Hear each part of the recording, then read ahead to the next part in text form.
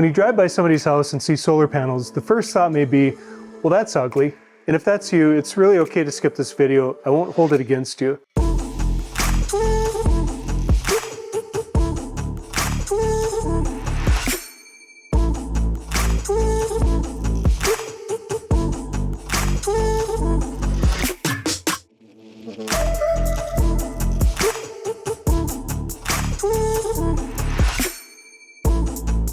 But if you're still here, you may think, well, that's cool. They're powering their house from the sun. However, perception is different from reality. You may discover that solar panels may just be shaving off some of the energy costs and that the home isn't really running off the sun. Solar is not a single solution, but actually serves different purposes depending on the size and the configuration of the system. And the primary reason that I'm making this video is to give you information if you're thinking about adding solar energy to your home so that you purchase a system that meets your goals. A little background before we get started. It's no secret that solar panel installations are on the rise. Aside from a general desire to be more energy self-sufficient, it's becoming more financially appealing. Utility costs have been on the rise and will likely continue to rise into the future. The average cost of electricity in the United States increased from December 2021 to December 2022, and 18 states saw increases over 10%, with some states having as much as 25 to even 40% increases. Also, financially speaking, the solar tax credit was increased in the United States to 30% of the installation costs starting last year. Similar tax credits and incentives are available in many other countries as well. And because of this, more households are considering adding solar panels to their homes. So if you're one of those people thinking about solar, then there are a few things that I want to talk with you about to help set expectations. The first of these is to have patience. Patience for the install process and patience for the payback period. Depending on where you live, the solar panel installers and electrical companies may be able to install systems quickly. However, in our case, the reality of getting a system from concept to energy production was a year-long process. We spent our first summer getting applications in place, scheduling installation, and watching the sun beat down on the bare shingles of our home. The process started by determining optimal panel placement for production and reviewing the previous 12 months of electrical bills to determine average monthly usage. And if you're like us, having purchased an electric vehicle in the prior 12 months, you'll want to inform your consultant or installers of that so that could be factored into future projections to help size the system. We priced out several different options, but ultimately we decided on a 32-panel system that produces 12.8 kilowatts of electricity at full yield. We also selected a Solarc 12K inverter and added two 5 kilowatt-hour lithium iron phosphate batteries to allow the system to function as a backup for electricity when the grid goes down. This is an important factor for us since we have two electric vehicles, one plug-in hybrid and one fully electric, and we knew that we'd need transportation to get to work even if the power went out. We signed the agreement and paid our initial deposit, which was 50% of the system cost, in May of 2021. And from there, the consultant connected us to an electrician and solar panel installer to work through the rest of the process, including utility and state applications necessary to become a distributed power generator. The panels, inverter, and batteries were ordered, and once they arrived, installation was scheduled. The first work was the panel installation, which occurred in September of 2021. And these actually went up quickly. They were done within a few days. Next came the inverter, which was installed in October, and the wiring for that was completed in November. The batteries took the longest, not being shipped until January of 2022 due to supply chain issues going on at that time. In the period between November and February, we had several electrical inspections, and each inspection uncovered a few minor issues that needed to be resolved to ensure safety mechanisms were in place, such as a cutoff switch to disable the system in case of a building fire. And after everything had been addressed and inspected, the inspection was signed off to go to the utility company. From there, we finalized the solar interconnect agreement and had our electric meter swapped out for one that measures both electricity coming into the house from the grid, as well as the excess electricity that we produce, which is then pushed back out onto the grid. With the new meter in place, our system was officially commissioned as operational in March 9th of 2022. And this was a year after we started the process and 9 months after the installation agreement with the contractors approved and the initial deposit paid to get the process started. We're now 2 years after the decision to pursue solar and have used the system for a full year. So what does this first year look like for energy production, and how long do we think it will take based on this for the panels to pay back our investment? From the time the inverter was installed through today, we've produced a total of 14,300 kilowatt hours of electricity. Our average monthly production has been 1,051 kilowatt hours per month over the first year.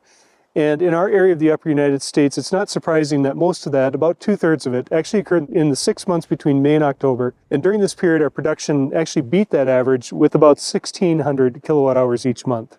In theory, if our system could produce its max every day of the year, it would generate 2,500 kilowatt hours of electricity each month. So during this first year, it's been operating at an overall efficiency of 52% production, and during those 6 months of peak production, as high as 64% efficiency over the summer months. And that brings me to the second point that I wanted to share with you. How big of a system to install? Well, if your goal is 100% grid independence, then you want to make sure that you purchase enough panels, inverter capacity, and battery backup to create and store enough energy for use. Our system is grid tied with a battery backup, and that battery allows the system to remain active during a grid failure, but only to power the critical load panel. It unties itself from the grid by preventing electricity from being produced at the grid lines connected to the panel when the power goes out. And these are the same lines that supply electricity to the bidirectional meter, which then supplies energy to the rest of our house. So anything not connected to our specific critical load panel does not receive power during an outage. And that's the third point that I wanted to make. You want to consider batteries and a separate critical load panel if your goal is to have backup power from your panels during a power outage. Well, why not skip the critical load panel and just run power straight into the main panel of our house? And the answer for that's simple. It's this inverter capacity.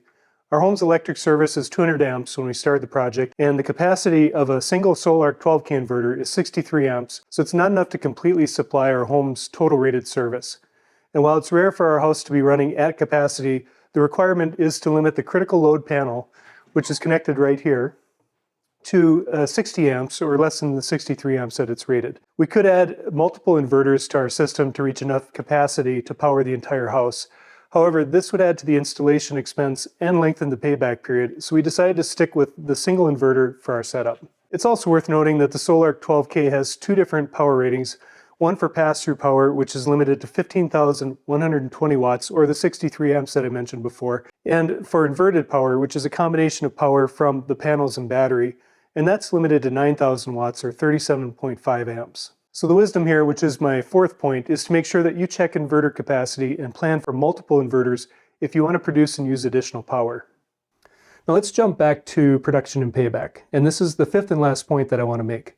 A little homework pays off to understand the sweet spot between what you'll make or produce and what you'll still need to purchase from your utility company. For us, in the 12 months prior to installing solar, we purchased an average of 1,860 kilowatt hours of electricity each month. And after installing solar, this dropped to 510 kilowatt hours per month on average. This represents a savings for us of about $190 per month on our electric bill, with today's energy costs of 14.1 cents per kilowatt hour. The cost of our system after receiving the tax credit was $32,000. And at current energy production levels and cost, our payback is 14 years. At some point in the future, we could add capacity to the system without paying as much as the initial installation costs. But we met our goals with the system by decreasing electrical usage from the grid, having the system not only provide our home's power, but power needed for transportation with our vehicles, and having a backup in place for critical needs in the event of a power failure. The other benefit is that if we decide to sell our house, having solar panels installed on the house makes for a good selling point, as the system on the house adds value in reducing the monthly utility expenses and offers some protection against future energy rate increases. Now, I did make one small change in late January to help increase our energy production during the winter months. I bought a roof rake, and while the snow on the panels easily falls away on sunny days when the temperatures are near the freezing level, the rake allows me to remove snow during extended periods of cold weather. I may also invest in a simple heating system for the panels to help keep them clear and to minimize the need to rake off snow, but I'm still waiting to see if that makes sense for us or not. And actually, all the information that I shared with you from this first year of production is with nearly 70 inches of snow this winter, and our annual average in this area is 46 inches, so we're already well over that. Overall, we've been very happy with our choice to add solar production to our home, and we feel that after the first year of production, that it's really helped us to meet the energy goals that we set out when installing it. Now, I'm curious to hear from any of you watching this video what your experience has been, if you have solar panels or if you are one of those increasing numbers planning to add solar panels to your home. Feel free to share any thoughts you have in the comment section down below, and that's going to do it for this video. I just want to thank you guys for watching, and I'll see you on the next one.